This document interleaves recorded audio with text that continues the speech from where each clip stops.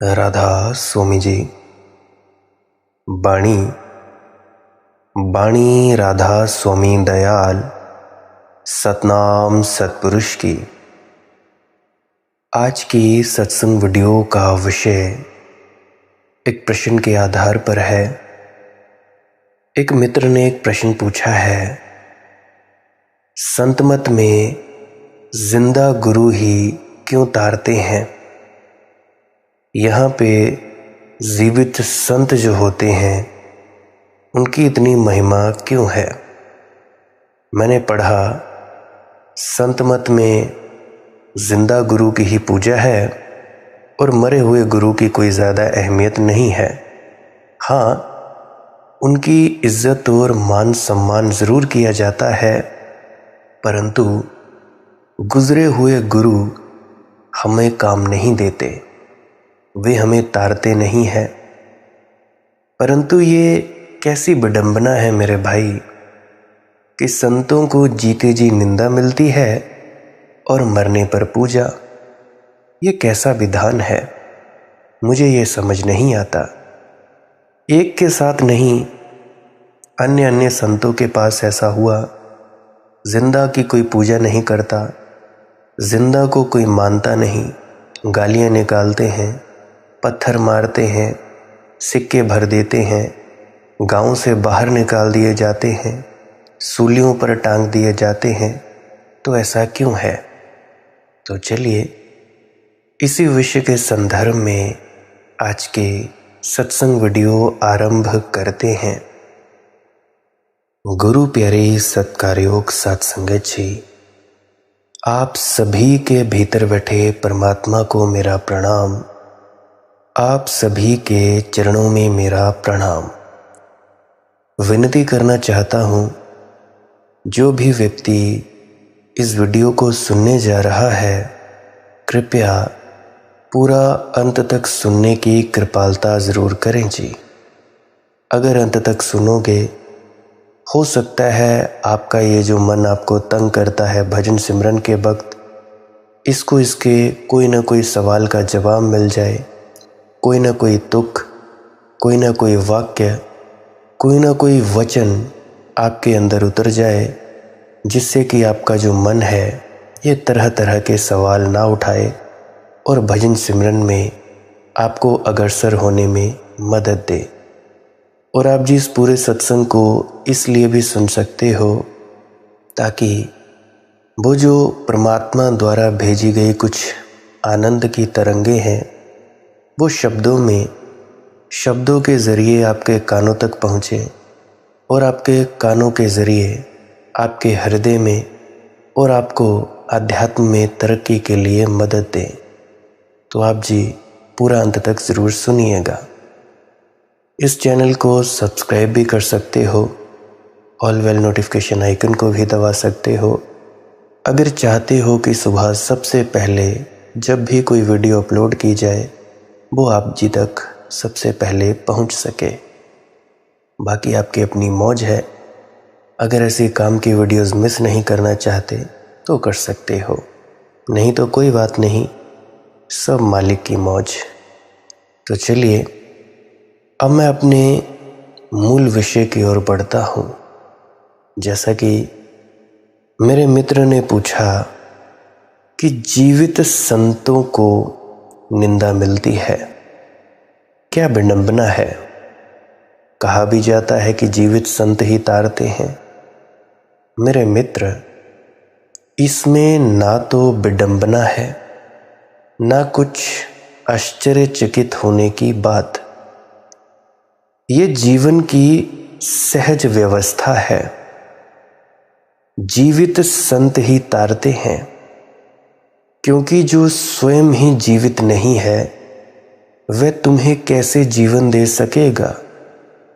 जिसका स्वयं का दिया बुझा है वह तुम्हारे बुझे दिए को कैसे जला सकेगा? जलते दिए के पास ही तुम बुझे दिए को लाओ तो बुझा दिया जलता है। ज्योति से ज्योत जले। जीवित संत ही तारते हैं। अगर तुम डूब रहे हो तो कोई जिंदा आदमी ही तुम्हें बचा सकता है। घाटों पर हजारों लाशें रखी रहें तो उन लाशों में से एक भी छलांग लगाकर पानी में नहीं कूदेगी, तुम्हें बचाएगी नहीं। जाओ तुम गंगा स्नान करने, कोई भी लाश तुम्हें नहीं बचा सकती। और जीवित भी लोग बैठे हों, लेकिन जीवित भी केवल वही बचा सकता है तुम्हें जो तैरना जानता हो, केवल वही। मुझे अपने कॉलेज टाइम की बात याद आती है। मैं अपने मामा जी के घर गया हुआ था, तो उनके वहाँ पे पास में ही एक मंदिर है श्री चानो जी का। तो उन्होंने मूर्तियाँ लाई थी। तो हमारे यहाँ भरमोती साहिब है कोई जगह का नाम, तो वहाँ पे मूर्तियों को स्नान करवाने के लिए जा रहे थे। तो वहाँ पे जब स्नान कराने के लिए गए तो जो लड़के थे हम सभी, हमने भी अपने कपड़े खोल लिए। तो हुआ क्या, एक छोटा सा बच्चा वहाँ पे डूबने लगा पानी में। तो जैसे ही वह बच्चा डूबने लगा मैं भागा, लेकिन जब तक मैं किनारे पर पहुँचा एक दूसरा आदमी जो और भी पास था किनारे के, वह कूद ही पड़ा था। उसने अपने जो रस्सियाँ वगैरह थी सब छोड़ दी और कूद गया आगे को। तो मैं रुक गया, लेकिन वह जो आदमी कूद गया था खुद ही डूबने लगा। पहले मुझे उसे बचाना पड़ा, एक की जगह दो आदमी बचाने पड़े। मैं उस आदमी से पूछा कि मेरे भाई तुझे क्या हुआ। उसने कहा मैं भूल ही गया कि मुझे तैरना नहीं आता। इस बच्चे को डूबते देखकर मैं एकदम कूद ही गया। मुर्दे तो कूद नहीं सकते।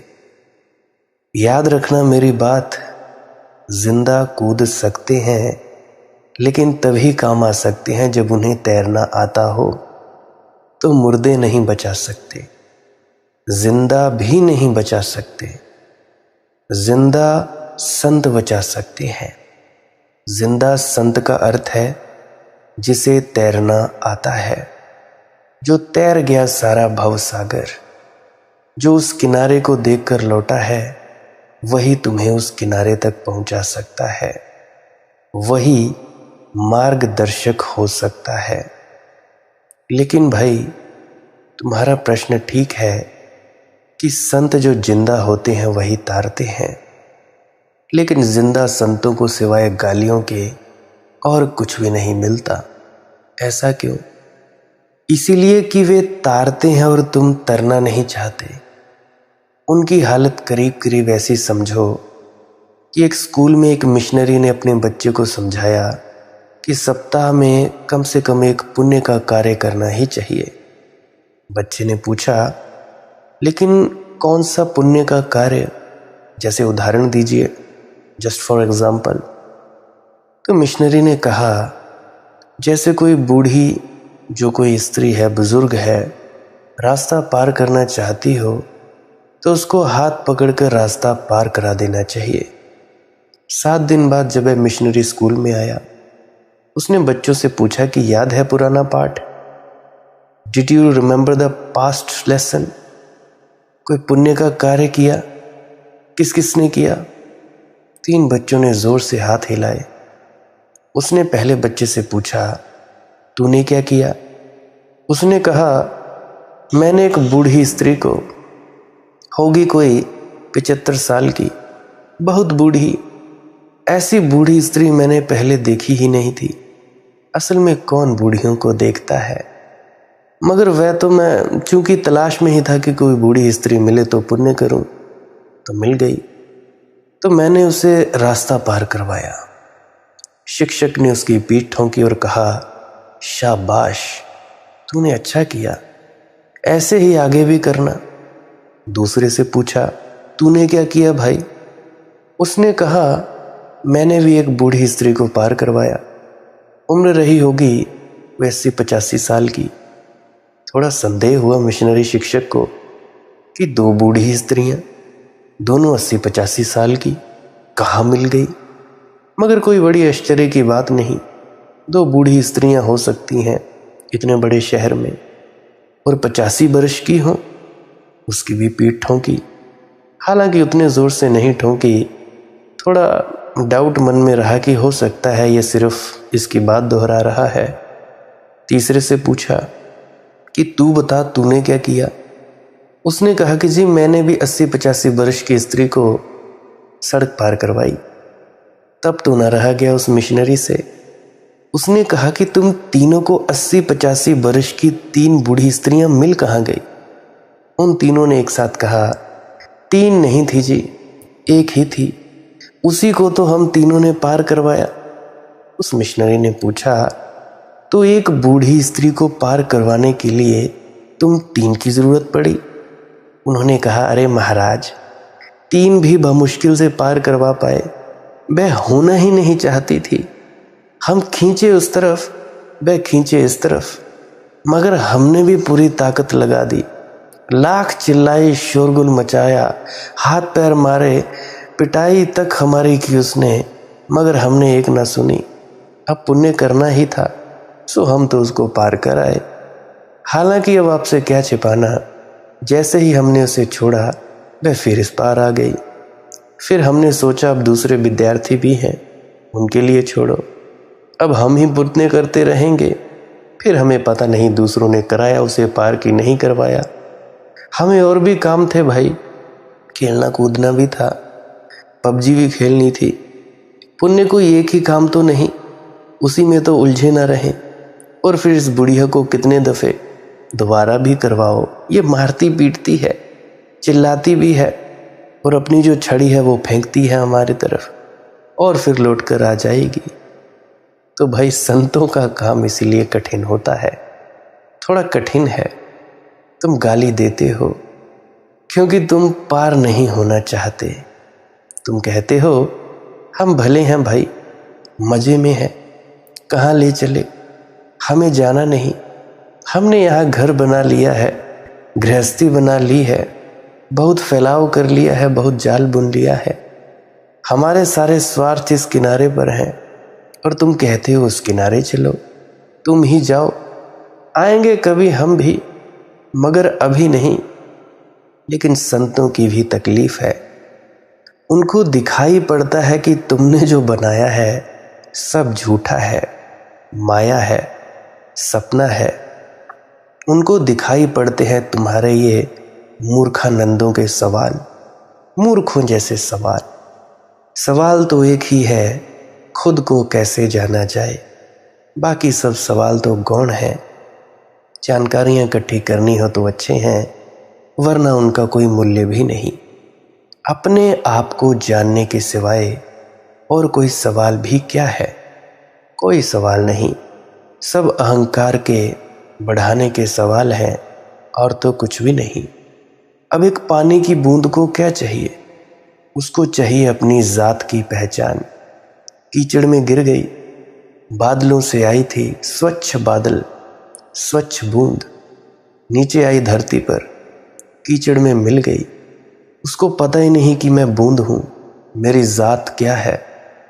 बूंद को अपनी जात पता चल जाए तो इससे ज़्यादा बेहतर और क्या बात हो सकती है। जैसे ही बूंद को अपनी जात पता लगती है, अपने आप को निर्मल और पवित्र करने में लग जाती है। याद रखना मित्रों, मैं एक उदाहरण दे रहा हूँ, बेकार सी उदाहरण है, बुद्धि के लिए समझाने की चेष्टा है। कहने का मतलब, तुम अगर परमात्मा में मिलना चाहते हो तो परमात्मा होकर ही मिल सकते हो। बूंद जब तक पूरी तरह से बूंद की जात में नहीं आती, वो समुद्र में मिल नहीं सकती। अब जैसे नमक है, चीनी है, चीनी और नमक पानी में घुल जाती है, मिलती नहीं है, एक जैसी नहीं होती। ये नहीं होता कि चीनी पानी में मिलकर पानी बन जाए, नहीं होता। यही बोलते हैं ना हम, इस दूध में शक्कर कितनी है, चीनी कितनी घुली है। नींबू पानी बनाते हैं हम, उसमें नमक भी डालते हैं, नींबू भी डालते हैं, घुल जाता है, मिलता नहीं। बूंद जब तक अपनी जात ना पहचान ले, आप सब जब तक अपनी जात ना पहचान ले कि तुम लोग किस जात के हो, कहाँ से आए हो, जब तक तुम्हें अपनी जात नहीं पता लगेगी, तुम्हें यह भी नहीं पता लगेगा कि आए कहाँ से हो। अब तुम अपने आप को पहचानने के अलावा बाकी सब इधर उधर के सवाल पूछते रहोगे। तुम लोगों को बुद्धिमान कौन कहेगा। और कुछ मूढ़मती तो ऐसे हैं, हर सवाल का जवाब रोज देता हूं, हर रोज। फिर भी तुम लोग व्हाट्सएप पे चले आते हो, इंस्टाग्राम पे चले आते हो, भाई ऐसा नहीं तो ऐसा क्यों, वैसा नहीं तो वैसा क्यों। अरे दीवानों, यूट्यूब की वीडियो सुन लिया करो। जब मैं कहता हूँ वीडियोस नहीं सुनते मेरे, कहते हैं कि जिन्हें कभी कभी सुन लेते हैं। मैं जानता हूँ तुम लोगों का कभी कभी, ये कभी कभी नहीं है। लगा ली शुरू में वीडियो और बंद कर ली। कुछ तो ऐसे हैं 2-3 दिन पहले या उसी दिन किसी वीडियो में मैंने प्रश्न का जवाब दिया और वही सेम टू सेम प्रश्न दाग देते हैं व्हाट्सएप पर, दाग देते हैं इंस्टाग्राम पर। क्या तुम लोगों को कोई बुद्धिमान कहेगा? कोई भी नहीं कहेगा। तुम लोगों को जीवन जीने की कला सिखाई जाती है सत्संग के माध्यम से, कि अपने गृहस्थ जीवन में कैसे जीना है, संसार में कैसे जीना है। अध्यात्म की बात तो मैं बड़ी कम करता हूँ, क्योंकि पहले तुम लोग अच्छे इंसान ही बन जाओ, यही बेहतर है। अध्यात्म का तो देख लेंगे कि पहले तुम विषय विकार तो कमा लो और जान लो कि कुछ नहीं रखा है इनमें। अगर तुम्हारा रस है धन कमाने में, पैसा कमाने में, मैं कहता हूँ कमाओ। मैं और संतों महात्माओं की तरह नहीं कहूँगा कि ये मोह माया है, ये लालच है, ये फला है, ये ढिका है। मैं कहता हूँ पहले पैसा कमा ही लो, पहले काम वासना में उतर ही जाओ, क्रोध में उतर ही जाओ। काम, क्रोध, लोभ, मोह, अहंकार, डर, इन सभी में उतर ही जाओ। उतरते क्यों नहीं? पहले तुम जानते क्यों नहीं? जब तक भोगोगे नहीं तब तक पता कैसे लगेगा कि इसमें दुख है। अब देखो, मैं कई दफ़ा उदाहरण देता हूँ कच्चे आम की। आम का वृक्ष सभी ने देखा होगा, तकरीबन सभी ने देखा ही होगा। नहीं देखा होगा तो यूट्यूब पे देख लेना, गूगल पे देख लेना। कच्चा आम जब तोड़ा जाता है तो आम जो कच्चा है वो फल होता है आम का, टूटने में उसे जोर लगता है, जोर लगता है और धरती पे गिर जाता है। अगर पका नहीं है तो सड़ जाता है। सड़ तो पका हुआ भी जाता है, परंतु पका हुआ आम खाने के योग्य हो जाता है। याद रखना, तर्कशील व्यक्ति मेरी इस उदाहरण से भी सहमत नहीं होंगे, फिर भी इशारा दे रहा हूं कि कच्चे कच्चे मत उतराना अध्यात्म में, पके पके उतरना। पक्का आम हो जाता है पीला, पीला आम अपने आप ही छूट जाता है आम के वृक्ष से। तुम लोग आ जाते हो कच्चे कच्चे। किसी ने कह दिया, किसी संत की आवाज़ सुन ली, किसी का सत्संग सुन लिया, कोई किताब पढ़ ली, जग गई अंदर कामना कि जैसे धन को पा लेते थे ऐसे भी कुछ खास बन जाएंगे, कि हम खास बन जाएंगे परमार्थ में भी, बाबा बन जाएंगे, हम प्रीचर बन जाएंगे, पाठी बन जाएंगे, सेवादार हो जाएंगे और भी न जाने क्या क्या हो जाएंगे। ये सब अहंकार का ही विस्तार है। खुद को खास बनाना अहंकार का ही विस्तार है। मैं कहता हूँ खुद को एक खास बनाने से ज़्यादा बेहतर, स्पेशल बनाने से ज़्यादा बेहतर है आम होना, मैंगो मैन होना, मतलब आम आदमी। आम आदमी होना सबसे ज़्यादा बेहतर है। कोई कुछ होना चाहता है, कोई कुछ होना चाहता है, कोई माँ होना चाहता है, कोई पिता होना चाहता है, कोई बढ़िया दुकानदार होना चाहता है। और अगर मैं परमार्थ की बात करूं तो कोई होना चाहता है कि हम प्रीचर बन जाएं, सत्संगकर्ता बन जाएं जी, कोई कथावाचक बनना चाहता है, कोई बाबा बनना चाहता है, कोई गुरु बनना चाहता है। मैंने गुरुओं की भी लड़ाइयाँ देखी हैं, कैसे गद्दियों के पीछे लड़ते हैं और मरते हैं। लोगों को तो क्या उपदेश दोगे, खुद का इनको अता पता नहीं कि क्या कर रहे हैं क्या नहीं कर रहे हैं। वो तो मूर्ख हैं ही, लोग उनसे भी ज़्यादा मूर्ख। खैर ये तो एक अलग बात है।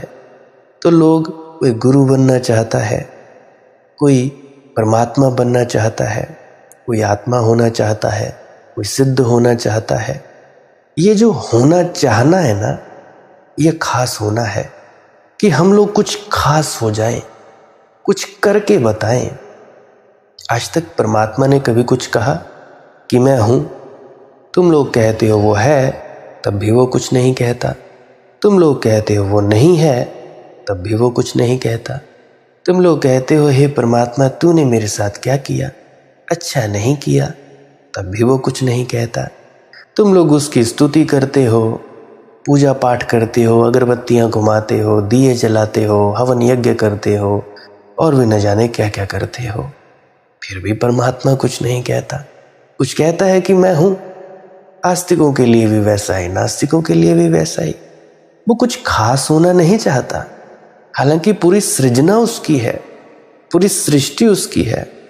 कुछ स्पेशलिटी नहीं दखल देना चाहता कि तुम लोगों को कि हाँ मैं कुछ हूं ना, कोई मतलब नहीं। परंतु फिर भी हम कुछ ना कुछ होना चाहते हैं। ये होने की दौड़ है। होने की दौड़ में हम, खास होने की दौड़ में अहंकार को पालते रहते हैं।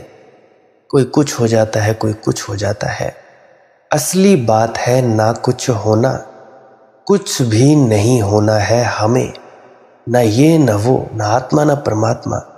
ये तो बस एक शब्द है जो तुम्हारी लिपियों द्वारा बनाए गए शब्द। किसी भी शब्द को ले लो, अल्लाह, वाहेगुरु, राम या प्रियतम या और भी बहुत सारे नाम है, गॉड है, राधा स्वामी है, और भी कई कई प्रकार के नाम हैं। अनामी भी उसका ही नाम है। कितने सारे नाम रखे हैं। कोई सहस्त्र नाम है, कोई विष्णु सहस्त्र नाम पढ़ रहा है, कोई कुछ कर रहा है तो कोई कुछ कर रहा है। तो इतने सारे नाम हैं। ये जो नाम है ये परमात्मा नहीं है। परमात्मा बस है, होने का नाम परमात्मा। तुम बस हो। तुम्हारे भीतर पाचन तंत्र चल रहा है, कौन चला रहा है? सांस ले रहे हो, कौन ले रहा है? कौन तुम्हारे भीतर से सांस अंदर कर रहा है और बाहर कर रहा है? कौन कर रहा है? तो भाई खास नहीं होना, आम ही होना है। आम जो है मुंडे में खास बन दे। मैं उसका परमेश वर्मा का गाना सुन रहा था, आम जो है मुंडे नीते खास बन दे, ऐसे कुछ थे उसके लिरिक्स। तो भाई खास बनने में इतना मज़ा नहीं है, आम बनने में मज़ा है। इसी बात पे मुझे बाबा बुल्ले शाह जी की एक कविता याद आती है। चल बुल्लिया चल उत्थे चलिए जिथे सारे अन्ने, चल बुल्लिया चल उत्थे चलिए जिथे सारे अन्ने, ना कोई साडी जात पछाणे ना कोई सानू मन्ने। कि बुल्लिया वहाँ चलते हैं जहाँ सब अंधे हों, सब के सब अंधे, ना कोई मेरी ज़ात पहचाने। सैयद थे कि मेरी कोई ज़ात ना पहचाने और ना ही कोई मुझे माने। बस मैं एक साधारण इंसान की तरह जीना शुरू कर दूं। सबसे बड़ी कठिनाई यही होती है संत के लिए, पहुँचे हुए व्यक्ति के लिए, कि वो आम बनकर कैसे रहे। क्योंकि आम तो वो होता नहीं, खास हो जाता है। शून्य हो गया वो खास हो गया, प्रकृति भरना शुरू कर देती है उसे। अब उसके लिए यही सबसे बड़ी दिक्कत है कि भाई वो खास से आम कैसे रहे। जहाँ पे कोई पहचाने ना, जान पहचान बढ़ती जाती है तो लोगों की भीड़ इकट्ठी होती जाती है।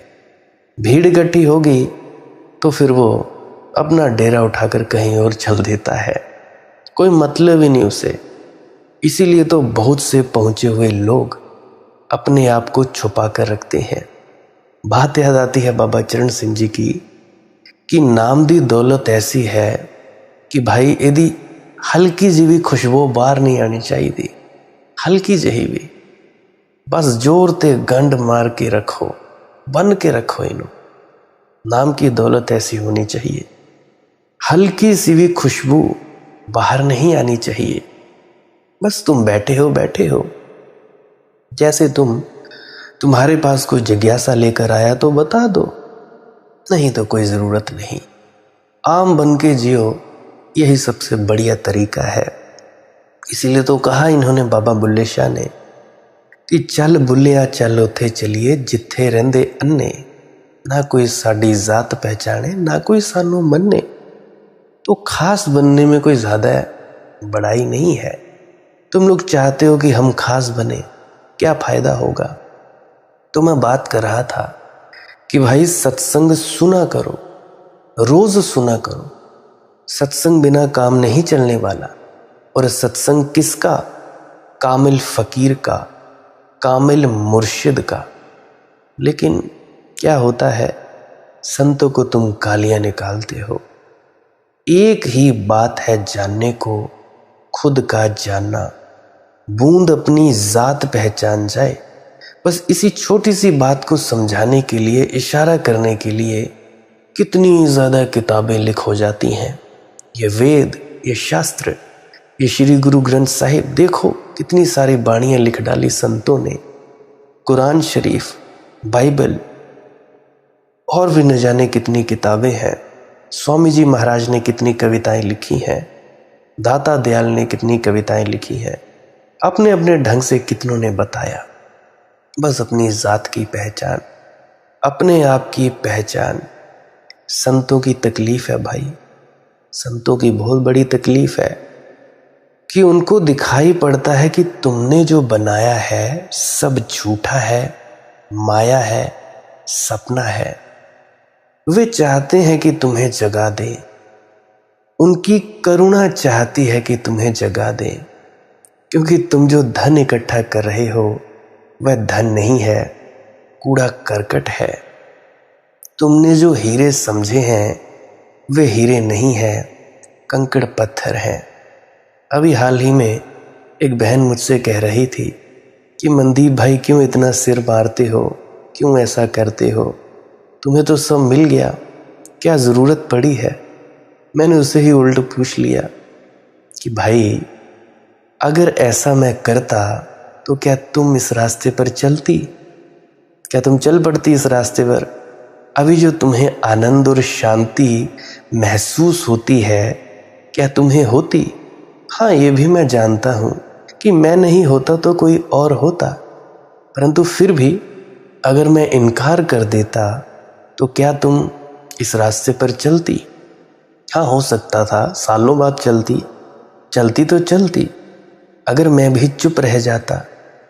भाई संतों को साफ दिखाई पड़ता है कि तुम कंकड़ों पत्थरों को इकट्ठे कर रहे हो और समय गंवा रहे हो। वे तुम्हें झकझोरना चाहते हैं। वे कहते हैं जरा आंख खोल भाई मेरे, देखो ये कंकड़ पत्थर है और मुझे हीरों की खदान पता है, मैं तुम्हें ले चलता हूं। और इतने हीरे हैं अकूत, मगर तुम्हारी भी अड़चन है।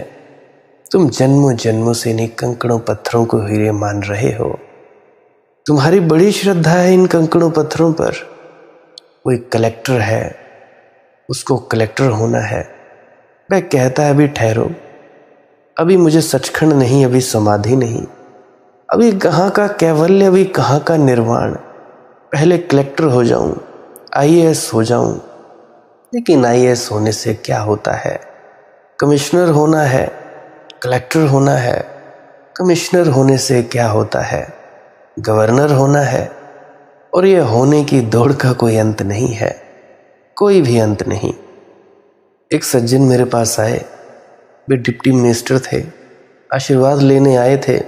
इस बार मामला ना चुके, इस बार तो मिनिस्टर बनवा दे। मैंने उनसे कहा कि अगर मुझसे आशीर्वाद मांगा तो डिप्टी मिनिस्टर भी न रह जाओगे। तुम किसी बुद्धू से आशीर्वाद मांगो, तथास्तु, कल्याण मस्तु भव। मैं तो यही आशीर्वाद दे सकता हूँ कि भाई तुम जागो। फिर वे मिनिस्टर हो गए। कोई 2-3 वर्ष बाद फिर मुझे मिलना हुआ तो मैंने कहा क्या हुआ भाई। उन्होंने कहा आपके आशीर्वाद से। मैंने कहा झूठ, बिल्कुल झूठ, मैंने कोई आशीर्वाद दिया ही नहीं था। हमारे मुल्क में तो औपचारिकता हो गई है ये बातें, फॉर्मेलिटीज़, कि आपके आशीर्वाद से वे कहने लगे मिनिस्टर हो गया। मैंने कहा कि मैंने ये आशीर्वाद दिया नहीं, मुझ पर यह पाप मत थोपो, मुझे क्यों फंसाते हो भाई।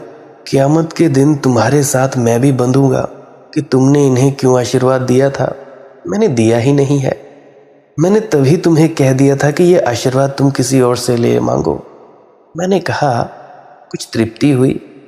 उन्होंने कहा कि तृप्ति कहाँ, अब बस एक ही धुन सवार है कि सीएम कैसे हो जाऊं। मैंने कहा चीफ मिनिस्टर होकर तुम सोचते हो तृप्ति हो जाएगी। कहने लगे अब उतनी हिम्मत से नहीं कह सकता जितनी जब मैं डिप्टी मिनिस्टर था कह सकता था कि मिनिस्टर होने से तृप्ति हो जाएगी। अब नहीं कह सकता क्योंकि ये धोखा नहीं कुछ हल हुआ, मगर फिर भी आकांक्षा है एक बार चीफ मिनिस्टर हो जाऊं, इस बार तो आशीर्वाद दे दे। फिर इस देश में तो सभी गधे घोड़े मिनिस्टर चीफ मिनिस्टर सभी हो रहे हैं, वे भी आखिर में हो गए। तो मैंने फिर पूछा तृप्ति हुई कुछ। उन्होंने कहा कि अब आपसे क्या छिपाना भाई, आपसे छिपता भी नहीं, मैं छिपाऊं तो भी नहीं छिपेगा। अब बस एक ही धुन सवार है कि बहुत दिन हो गए अब दिल्ली। मैंने कहा कब यह दौड़ खत्म होगी, कैसे यह दौड़ खत्म होगी। आदमी दौड़े ही चले जाते हैं और संतों की चेष्टा होती है रोक लें। तुम जब धुन में दौड़े चले जा रहे हो, कोई संत तुम्हें रोके तो नाराजगी नहीं होगी? जरूर होगी, क्योंकि संत बोलते हैं किसी और लोक से, उनकी भाषा और, उनका अनुभव और, उनका जगत और, तुम्हारी दुनिया और, दोनों का कहीं तालमेल नहीं होता। अगर संत जीते तो तुम्हारी दुनिया अभी गिर जाए ताश के पत्तों की तरह, और तुमने बड़ी मुश्किल से ताश के पत्ते जमाए हैं। छोटे छोटे बच्चे ताश के पत्तों का घर बनाते हैं, तुम जरा फूंक मार दो ताश के पत्तों का घर गिर जाता है। वे एकदम गुस्से में आ जाएंगे, उनकी मेहनत भी तो देखो, बामुश्किल तो जमा पाए, जमा जमा कर तो जमा पाए, जमते जमते भी गिर गिर जाते थे। जरा सा धक्का खुद के ही हाथ का लग जाता था तो पूरा महल गया। किसी तरह बच्चा जमा पाया है और तुम आए और तुमने फूंक मार दी। कल परसों ही सुबह मैं गया था अपने ऊपर बुआ जी के घर पे, तो वहाँ पे भतीजा भतीजी है, तो भतीजी खेल रही थी। वो आजकल वो जोड़ने वाले आते हैं खिलौने जिसमें घर बनता है, महल बनता है, छोटे छोटे उसमें फंसाते हैं खांचे में, मुझे पता नहीं पजल कहते हैं शायद, कुछ कहते हैं उसको। तो वो खेल रही थी, बढ़िया उसने घर बनाया। तो मैंने क्या किया, मुझे पहले दिखाने आए, कहने लगी कि चाचा देखो मैंने ये बनाया है। काफ़ी बड़ा था। मैंने क्या किया, उंगली मारी और तोड़ दिया। तो उनके जो पिता थे मेरे भाई, भरोसा ही नहीं कर सके। उसने कहा कि भाई यार दीपू तू कैसा आदमी है, इतनी मुश्किल से इसने बनाया, 3 घंटे मेहनत की, ये गिर गिर जाता, संभल संभल कर बनाया, सब द्वार दरवाजे बंद कर दिए, और मैंने किसी को तोड़ने भी नहीं दिया कि बच्ची खेल रही है। तो भाई मैंने औरों को भी दिखाना था, वीडियो बनानी थी अभी, तो भाई नाराज़ हो गए और तुमने उंगली मार दी। तो उसकी नाराज़गी साफ है। तो मेरी भाभी भी आ गई, कहने लगी कि तूने उंगली मारी तो मारी क्यों, ये मेरी समझ में नहीं आता। मैंने कहा यही मैं तुम्हारे साथ कर रहा हूँ, यही तुम्हारे बेटे के साथ कर रहा हूँ। बेटी भी नाराज़ है, बेटा भी नाराज़ है, तुम सब नाराज़ हो। तुमने भी जो घर बनाया है वह ताश के पत्तों का है या इस पजल का या छोटे छोटे डॉट्स का। लेकिन जब संतों को तुम गाली देते हो तो संत कुछ हैरान नहीं होते, स्वभावतः स्वीकार करते हैं तुम्हारी गालियों को, जानते हैं कि होगा ही। भाषा अलग अलग है, जगत अलग अलग है। शहर की एक महिला ने हिम्मत दिखाई, वह प्रौढ़ों को शिक्षित करने के लिए गांव में आई। एक दिन यूं ही बैठी बैठी सुस्ता रही थी और एक गीत गा रही थी। ओ सावन के बदरा आए नहीं हमारे सजना, अब की नहीं बरसना। गीत के दर्द भरे बोल लोगों तक पहुँचे, मुखिया के पास पहुँचे। मुखिया जी शिक्षिका के पास दौड़े और हाथ जोड़े कि बस इतना सा काम हमें क्यों नहीं बताती हैं, हम आपके सजना को कान पकड़कर ले आते हैं। शिक्षिका पहले तो हड़बड़ाई, फिर मुखिया को एक डांट पिलाई कि ये क्या बोला है, मेरा सजना आए ना आए ये मेरा निजी मसला है। मुखिया जी बोले, भाड़ में जाए आपका सजना, हमें क्या उससे तेल लेना है, हमें क्या करना है, पर सावन तो आपका निजी नहीं है। उससे क्यों कहती हैं कि अब की नहीं बरसना, सूखा पड़ जाएगा, बच्चे हमारे भूखे मरेंगे। आपके सजना के बाप का क्या जाएगा भाई, और हमें तो आपके सजना के लक्षण अच्छे नहीं लगते। 6 महीने हो गए आपको यहाँ रहते, उसने एक भी बार पता लगाया नहीं कि आप जी रही हैं या मर गई। फिर आप उसकी चिंता क्यों कर रही हैं?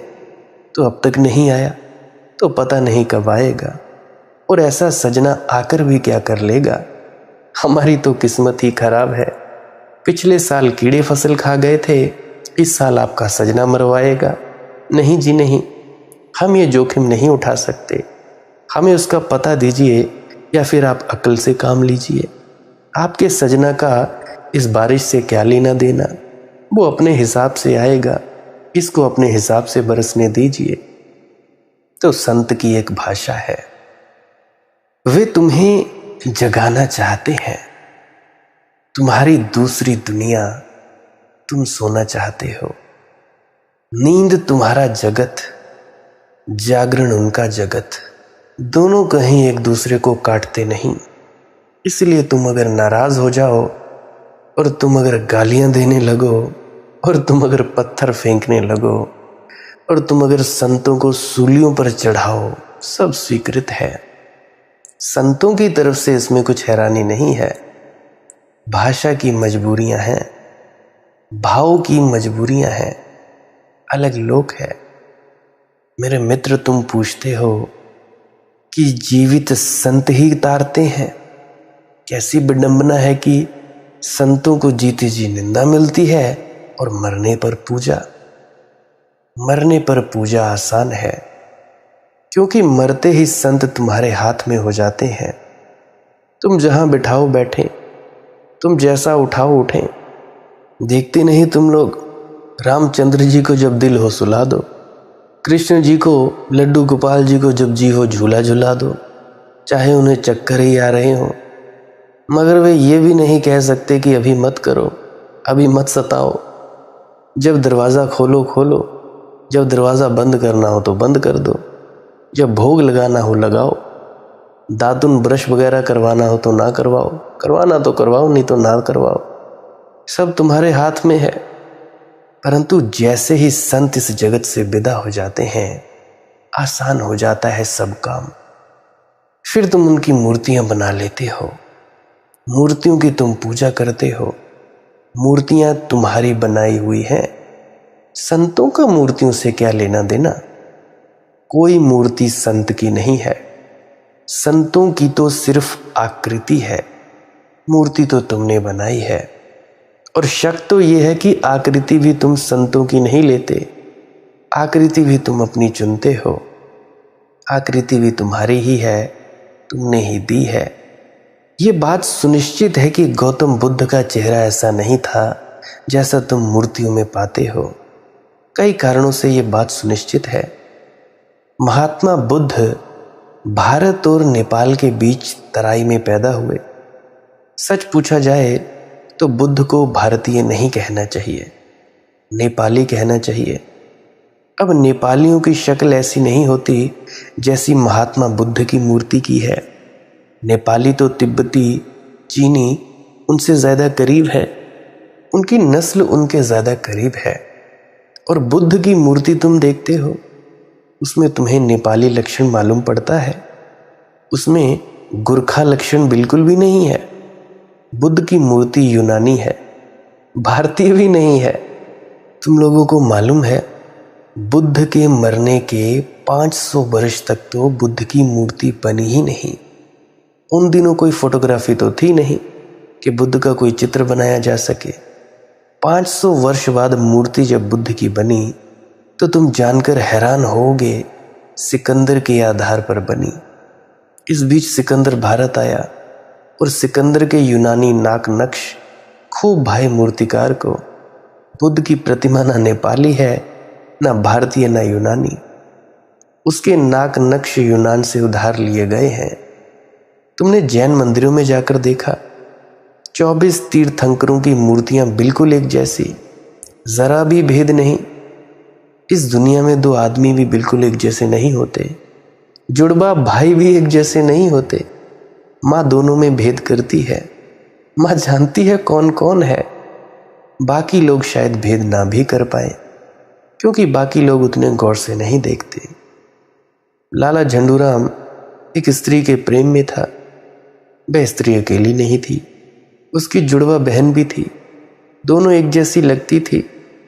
मैंने एक दिन झंडू भाई से पूछा कि झंडू भैया, मैं तो दोनों को देखता हूं तो कुछ फर्क नहीं पड़ पाता, दोनों बिल्कुल एक जैसी लगती हैं। तू तो प्रेम करता है एक को, तू भेद कैसे कर पाता है?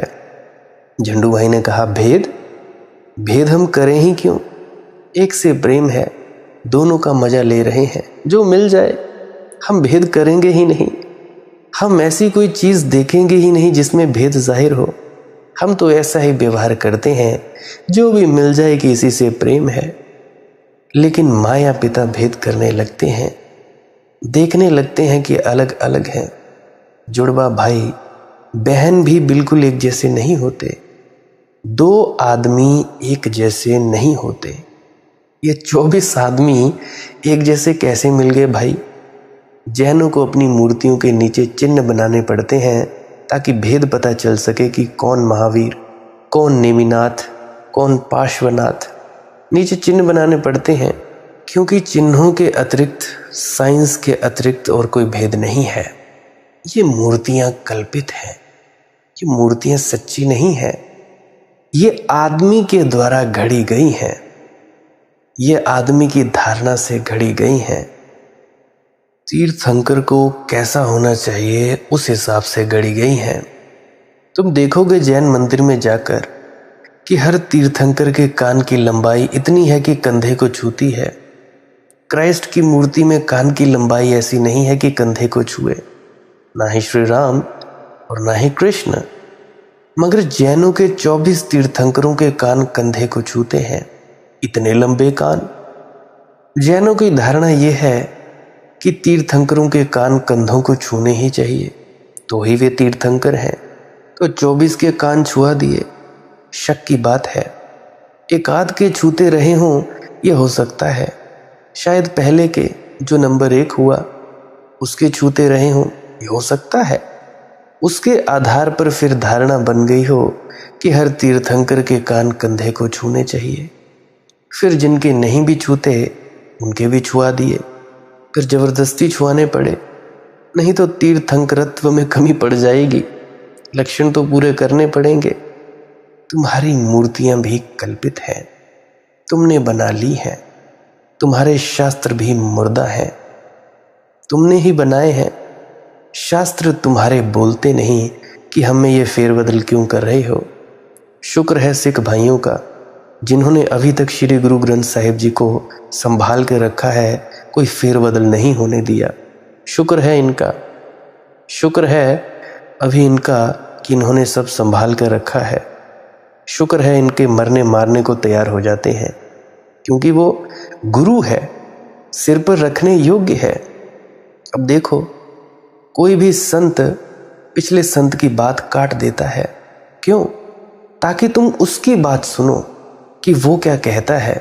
ऐसा नहीं है कि पिछले संत की बात कोई खराब हो गई या उसकी बात में कोई दम नहीं रहा। नहीं, तुम लोग समझते ही आज की भाषा हो। भाई, तुम मूर्तियों की पूजा करते हो, मजे से करो। कल्पित मूर्तियां तुमने बना ली हैं। मूर्तियां तुम्हारा क्या बिगाड़ लेंगी? मूर्तियां तुम्हारे सपनों को और श्रृंगार दे देती हैं, तुम्हारी नींद को और भी शामक दवाओं का काम कर जाती हैं। तुम और मजे से सोते हो। मूर्ति तो मुर्दा है, क्या तुम्हें खाक जगाएगी?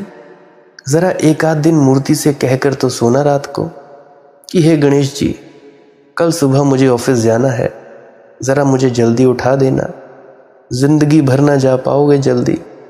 गणेश जी की खुद ही पता नहीं कि 4 बजे कब उठते हैं। वहां तो 12 बज गए, अब 4-5 कहाँ बजने हैं। वहां तो कांटा थिर हो गया है। मिट्टी के गणेश जी जब चाहो बनाओ, जब चाहो विसर्जित कर जाओ।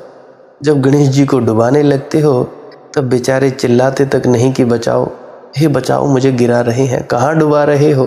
तुम्हारी मौज, तुम्हारे हाथ के खिलौने हैं।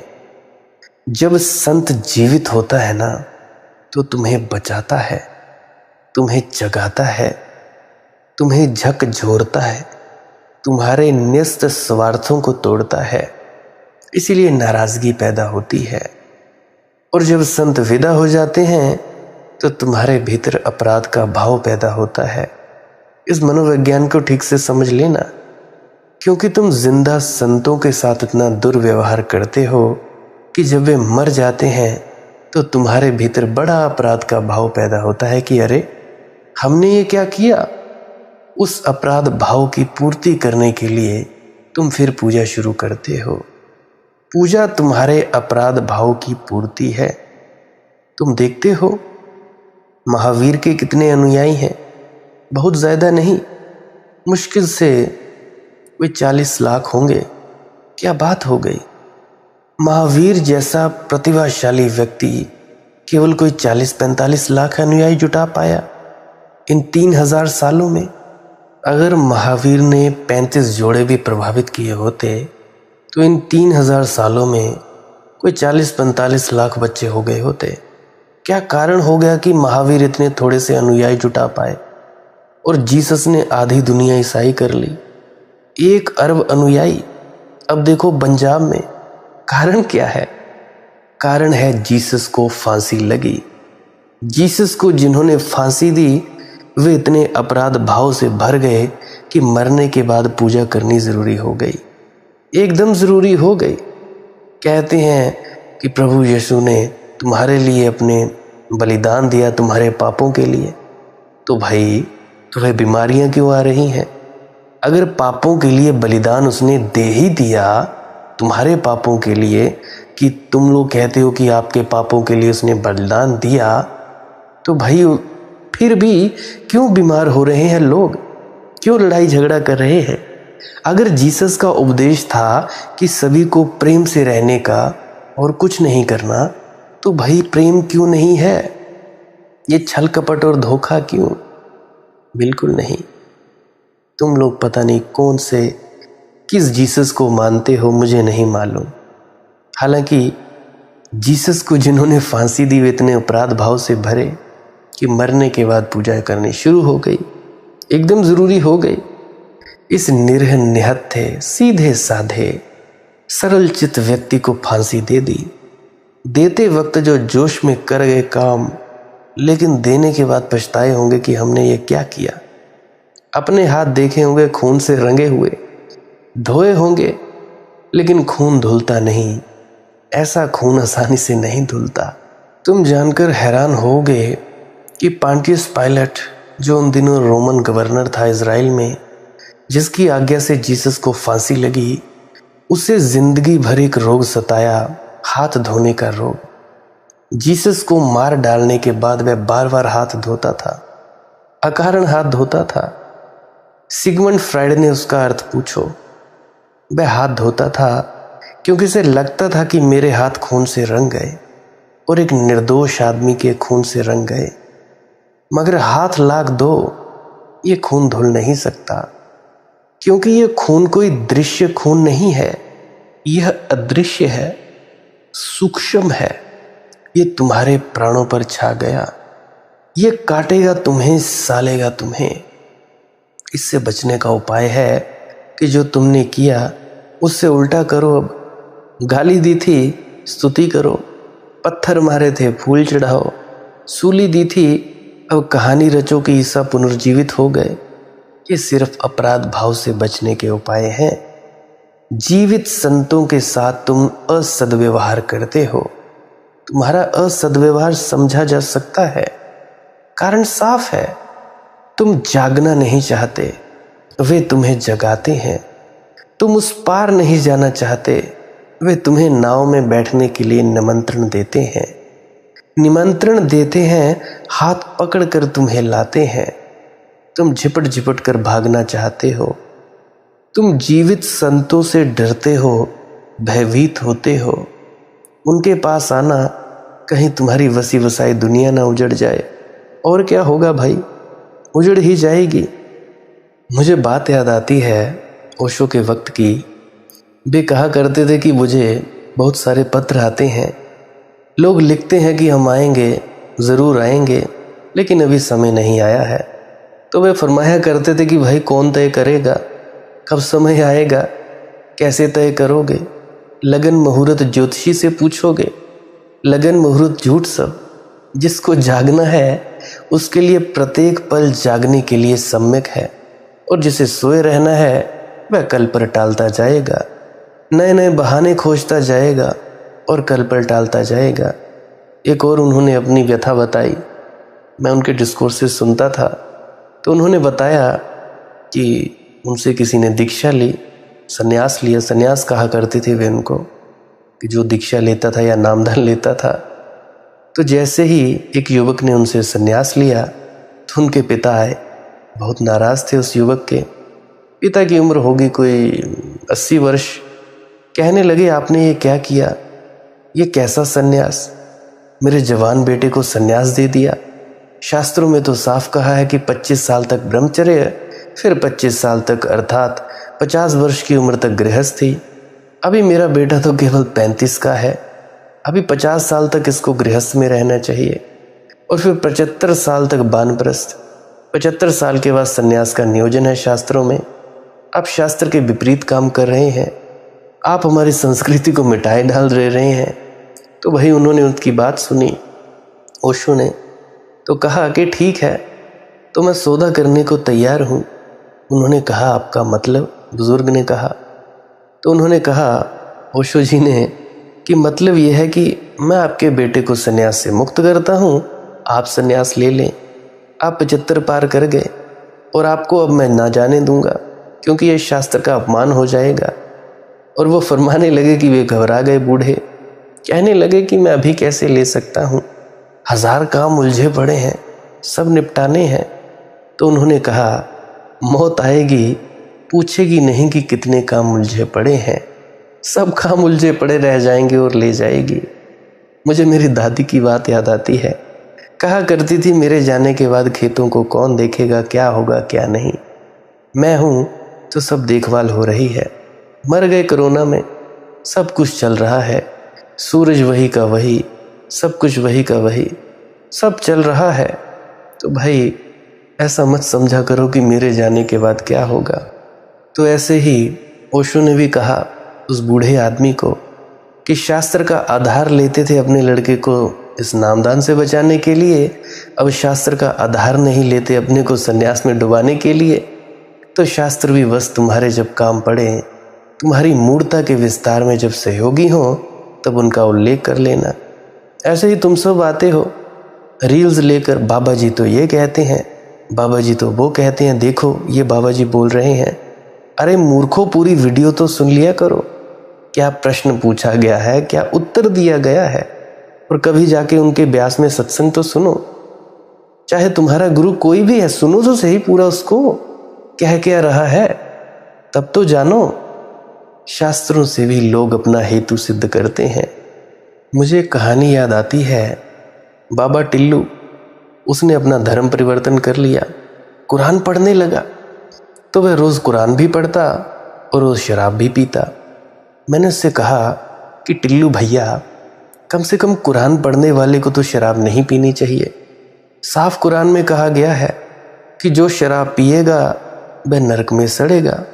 तो टिल्लू भाई ने कहा, मुझे मालूम है मनदीप, मैं तो रोज़ पढ़ता हूँ। फिर मैंने कहा कि फिर शराब क्यों पीते हो? उसने कहा, जितनी अपनी सामर्थ्य है उतना भी कर रहा हूँ।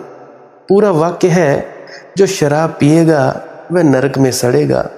अभी आधा ही वाक्य पूरा कर रहा हूँ, जो शराब पिएगा अभी बाकी आधे को पूरी करने की मेरी समर्थ नहीं है। अभी मर्यादा से ही तो चलना पड़ता है। अभी कुरान की ही आज्ञा पूरी कर रहा हूँ। जो शराब पिएगा, पीने की आज्ञा साफ है, फिर आगे का आगे देखा जाएगा। और फिर कुरान में ही तो लिखा है, कहा गया है कि परमात्मा महाकरुणावान है, रहीम है, रहमान है, उसकी क्षमा का पारावार नहीं है। तो जिसकी क्षमा का पारावार नहीं है, ये छोटी मोटी शराब, एकदम सिर पटक दूंगा उसके पैर पर और कहूँगा कि क्षमा करो परमात्मा, या खुदा तुम करुणावान हो, तुम्हारी करुणा का कोई पारावार नहीं। और मैंने शराब कितनी ही पी हो, तुम्हारी करुणा से बड़ा पाप तो नहीं किया है। तुम्हारी करुणा मेरे पाप से बहुत बड़ी है। देखो, लोग अपने अपने मतलब की बात निकाल लेते हैं शास्त्रों से और फिर कहते हैं कि मनदीप तू ऐसा क्यों कहता है। कहूँगा ही, तुम जो अपने अपने मतलब निकाल लेते हो बाबा जी की बातों से, इन शास्त्रों से, इन किताबों से, तो लोग बड़े चालबाज हैं, बेईमान हैं, धोखेबाज हैं। दूसरों को ही धोखा नहीं देते, अपने को भी धोखा देते हैं। तुम्हारी सब पूजा धोखा है। तुम लोग बदलना नहीं चाहते। तुम चाहते नहीं कि तुम्हारे जीवन में क्रांति हो। तुम पत्थर की मूर्तियों को पूजते हो और तुम जीवित संतों से भागते हो, क्योंकि जीवित संतों के पास क्रांति अनिवार्य है। आए कि बदले, लेकिन मंदिर की मूर्तियां क्या करेंगी, क्या कर सकती हैं। तुम जैसे जाते हो वैसे ही वापस लौट आते हो। इसलिए इसमें कुछ आश्चर्यजनक बात नहीं है, न ही कोई विचित्र विधान है। यह जीवन का सीधा गणित है। लेकिन आना हो तो जीवित संतों के पास ही आना, तो ही कुछ संपदा तुम पर बरस सके, कुछ आशीष तुम पर बरस सके, कुछ अमृत के घूंट तुम्हारे कंठ में उतर सके। जो भूल दूसरों ने की है तुम भाई मत करना, और हम भूलें वही की वही दोहराए चले जाते हैं। और मज़ा ये है कि दूसरे जब भूलें करते हैं तो हम देख लेते हैं, और जब हम भूलें करते हैं तो नहीं देख पाते। दूसरों की गलती गलती, अपनी गलती नहीं दिखती। जीसस को सूली जिन लोगों ने दी थी, हमें दिखाई पड़ता है गलत किया। मंसूर को जिन्होंने मारा, हमें लगता है गलत किया। बाबा नानक से जिसने चक्कियां पिसवाई, हमें लगता है गलत किया। महात्मा बुद्ध पर जिन्होंने पत्थर फेंके, हमें लगता है कि गलत किया। लेकिन आज भी वही हो रहा है। आज भी महात्मा बुद्ध मंसूरों के साथ वही व्यवहार हो रहा है। जमाने बदल गए, आदमी नहीं बदलता। आदमी की जड़ता वैसी की वैसी है। तुमसे ये भूलना हो मेरे भाई, इतना ही अगर कर सको तो काफ़ी है। हर रोज़ यही विनती करता हूँ कि भाई ध्यान में डूबो, ध्यान में डूबो और कुछ नहीं करना है। भजन सिमरन किया करो, श्वास क्रिया किया करो, और कुछ न करने के लिए ज़रूर बैठा करो। अपने आप को जानने की प्रक्रिया में संलग्न हो जाओ। बाकी प्रश्न तो गौण है, मन की खुजली मिटाने के रास्ते हैं। मिटानी हो तो मिटा लिया करो, नहीं मिटानी है तो ना मिटाया करो। भजन सिमरन किया करो, श्वास क्रिया किया करो, और कुछ ना करने में ज़रूर बैठा करो। भजन सिमरन क्या है? भजन और सिमरन दो अंग हैं। सिमरन है कुछ शब्दों का जाप करना जो आपको आपके सद्गुरु द्वारा बताए जाते हैं। कोई भी जाप हो सकता है, कोई भी शब्द हो सकते हैं। करना क्या है? किसी कमरे में बैठ जाइए, या रात को बैठ सकते हैं, सुबह बैठ सकते हैं, या जब भी आपको फुर्सत के लम्हे मिले बैठ सकते हैं। तो जब बैठें तो शरीर को बिना हिलाए डुलाए बैठना है। जो बैठ नहीं सकता तो वो लेट जाए, जो चौकड़ी नहीं मार सकता वो टांगे सीधी कर ले। कोशिश ये रहनी चाहिए कि ज़्यादा से ज़्यादा वक्त शरीर को बिना हिलाए डुलाए बैठा जाए। उसके बाद अपने शब्दों का जाप शुरू कर दें। आंख बंद रखें, आंखों पर ज़्यादा जोर नहीं लगाना है, कोई कष्ट नहीं देना है, नहीं तो सर में दर्द होगा और फिर आप लोगों को परेशानी हो सकती है। तो आपने क्या करना है? चुपचाप शांत होकर बैठे रहना है, शब्दों का जाप शुरू कर देना है। जितनी देर भी आप करना चाहो, आधा घंटा, पौना घंटा, 10 मिनट, 15 मिनट, या जितनी भी आपको आपके सद्गुरु द्वारा दिया गया निर्देश है, जितना निर्देश है उसका पालन कीजिए। और उसके बाद दूसरा स्टेप करना बड़ा ही ज़्यादा ज़रूरी है। वो क्या है, वो उसी अवस्था में बैठे रहें या आसन भी बदल सकते हैं। ये जो शब्दों का जाप होता है ये एकाग्रता के लिए होता है, ताकि मन की एकाग्रता आ जाए। और जब मन की एकाग्रता आ जाए फिर दूसरा कदम क्या है, धुन सुनने के लिए बैठना। चुपचाप बैठे रहें, आंख बंद है, शब्दों का जाप बंद कर देना है। और अगर कोई भी आपके गुरु महाराज है उनको आप स्मरण कर रहे थे, याद कर रहे थे, आंखों के सामने शक्ल ला रहे थे, तो उसको लाना बंद कर दीजिए। शब्द धुन सुन रही है तो सुनते रहिए, आंख बंद करके अंधेरे में ही टिके रहें। टिके रहना है और ये इच्छा नहीं करनी है कि कुछ दिखे, कहीं पहुंचा जाए, परमात्मा को पाना है, ये करना है, वो करना है। याद रखें, ना कुछ समझना है ना कुछ देखना है। ऐसे ही अज्ञानी होकर इसी अंधेरे में पड़े रहें। इसी अंधेरे में पड़े रहना है बस। उसके बाद जो होगा सो होगा। और अगर कोई अनुभव हो भी गया तो इससे ये नहीं कि अगली बार फिर से कामना करनी है कि ये वैसे ही हो। कामना ही सबसे बड़ी अड़चन है, इच्छा ही सबसे बड़ी अड़चन है, किसी चीज़ की तृष्णा करना ही सबसे बड़ी अड़चन है, मांग ही वासना है। अगर परमात्मा चाहिए तो कुछ नहीं मांगना है, चुपचाप बस बैठो, अपने आराम में बैठो, अपने विश्राम में बैठो। धीरे धीरे धीरे वो होगा जो होना चाहिए। अगर मैं ज़्यादा बोलूँगा तो आप लोग फिर से उसकी कल्पना कर लोगे कि जी ऐसा होता है, खंड ब्रह्मांड ऐसे होते हैं, चांद तारे दिखेंगे, फलाना ढिकाना। तो मैं ऐसा नहीं कहूँगा। मैं बस इतना कहूँगा, जो कुछ दिखता है, कुछ भी दिख जाए, वो मन है, वो माया है। जो नहीं दिखता वही आत्मा है, वही आत्मा में होना है। अब जैसा कि तुम लोग इसी अंधेरे में टिके रहोगे, तो कुछ दिनों के बाद या महीनों के बाद एक प्रकाश आएगा। वो प्रकाश पूरे शरीर में फैलता जाएगा और धीरे धीरे तुम इस प्रकाश के सहारे अपने आप में स्थित होगे। अब देखो, इस प्रकाश को देखने वाले भी तुम हो और इस शब्द धुन को सुनने वाले भी तुम हो। अब जो ये शब्द धुन को सुनता है और प्रकाश को देखता है, ये तुम हो।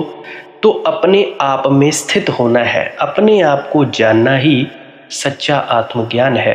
खुद को जानना, खुद को जान लिया मालिक को फिर जान जाओगे। तो इतनी सी प्रक्रिया है। और आगे आप श्वास क्रिया भी कर सकते हो। ये मुझे बताई गई थी विजय शर्मा जी द्वारा। वो एक उच्च कोटि के संत हैं, तो उन्होंने मुझे बताई, और मेरा फ़र्ज़ बनता है कि आप सभी को बताऊं। वैसे तो मैं रोज़ रोज़ बताता हूं, फिर भी आज फिर से बता रहा हूं। श्वास क्रिया क्या है? नाक से सांस लेना है, मुंह से छोड़ना है। लंबा सांस लेना है नाक से और मुंह से छोड़ देना है। 15 मिनट करें, 20 मिनट करें, आधा पौना घंटा, जितनी देर भी आप कर सकते हो करें। करने के बाद करना कुछ नहीं है, चुपचाप आंख बंद करके बैठ जाना है। लेट सकते हो तो लेट सकते हैं, वो आपकी अपनी इच्छा है। नींद आ जाए तो सो जाना है, कोई शरीर को कष्ट नहीं देना है। अगर सर घूमने देना है, अगर आपका शरीर कांपे तो कांपने देना है। उसकी आपने दिक्कत, परेशानी और चिंता नहीं लेनी है, ये सब होता ही है। और मरने से डर लगे तब भी नहीं डरना है, ये होता ही है। क्या कहा मैंने? 15 से 20 मिनट कर सकते हैं, उसके बाद चुपचाप बैठें और अपने भीतर अपने आप उतर जाओगे। ठीक है जी। प्रेग्नेंट लेडीज़ बिल्कुल ना करें, जिनको दिल की बीमारी है या गोलियां वगैरह खाते हैं वो भी बिल्कुल ना करें, और बाकी सब कर सकते हैं। जिनको नींद नहीं आती वो अवश्य करें, और जिनको थोड़ा डिप्रेशन रहता है वो भी अवश्य करें, और जिनके बच्चे थोड़े पढ़ाई में कमज़ोर हैं वो भी ज़रूर करें। बाकी आपकी मौज है, करना हो करिए, नहीं तो आपकी अपनी अपनी इच्छा है। और ध्यान दें, जब सिमरन करें तो उसके बाद सीधा भजन पे बैठें, और जब ये श्वास क्रिया करें तो इसके बाद सीधा भजन के लिए बैठें। अलग अलग प्रक्रियाएं हैं। एकाग्रता के लिए है श्वास क्रिया और एकाग्रता के लिए ही है भजन सिमरन। सिमरन भी एकाग्रता के लिए और श्वास क्रिया भी एकाग्रता के लिए। ठीक है, मिक्स नहीं करना है, अलग अलग करिए। अगर श्वास क्रिया करी तो उसके बाद सीधा धुन सुनने पर बैठें। अगर सिमरन के शब्दों का जाप किया उसके बाद फिर से धुन सुनने पर बैठें। बाकी आपकी अपनी मौज है, जो आपको रुचे वो कर सकते हो। अगर धुन सुनने लगे तो धुन सुनने पर ही डायरेक्ट बैठा जाए, परंतु श्वास क्रिया मत छोड़ना, क्योंकि श्वास क्रिया करने से शारीरिक, मानसिक और आध्यात्मिक लाभ मिलता है। तो बाकी आप कीजिए, आपकी मौज है। और कोई प्रश्न है तो कमेंट सेक्शन में पूछ सकते हैं, या इंस्टाग्राम, टेलीग्राम, फेसबुक पे सर्च करें मालिक की मौज सत्संग, तो वहाँ पे पूछ सकते हैं। प्रश्न पूछने से पहले एक विनती, आप लोग पुरानी सत्संग वीडियोस को अवश्य सुनिए। क्या पता आपके प्रश्नों के जवाब मिल जाए और आप अपने भीतर ध्यान में उतर जाएं। बाकी आपकी अपनी मौज है। लाइक कर सकते हैं इस वीडियो को अगर आपको कुछ सीखने को मिला है, और कमेंट सेक्शन में राधा स्वामी ज़रूर लिखें। सब्सक्राइब कर सकते हैं इस चैनल को अगर रोज़ रोज़ नए नए सत्संग सुनना चाहते हैं। और बाकी आप सत्संग लगा के छोड़ दीजिए, और बस छोड़ दीजिए। सुनते सुनते आप ध्यान में प्रवेश करेंगे, या तो आप जी सो जाएंगे। तो आपकी मौज है। बाकी आप लोग अगर शेयर करना चाहो अपने मित्रों तक तो कर सकते हैं, नहीं तो मालिक की मौज है, कोई चक्कर नहीं है। आप मुझे इतने अंत तक सुनते हो, इतने अंत तक सुनने के लिए आपका बहुत बहुत शुक्रिया, बहुत बहुत धन्यवाद। और मुबारक हो आप लोगों ने जो आनंद प्राप्त किया। अब मैं अपने गुरु महाराज को प्रणाम करता हूँ। आप सभी के भीतर बैठे परमात्मा को भी प्रणाम करता हूँ। मेरा प्रणाम स्वीकार करें। राधा स्वामी जी।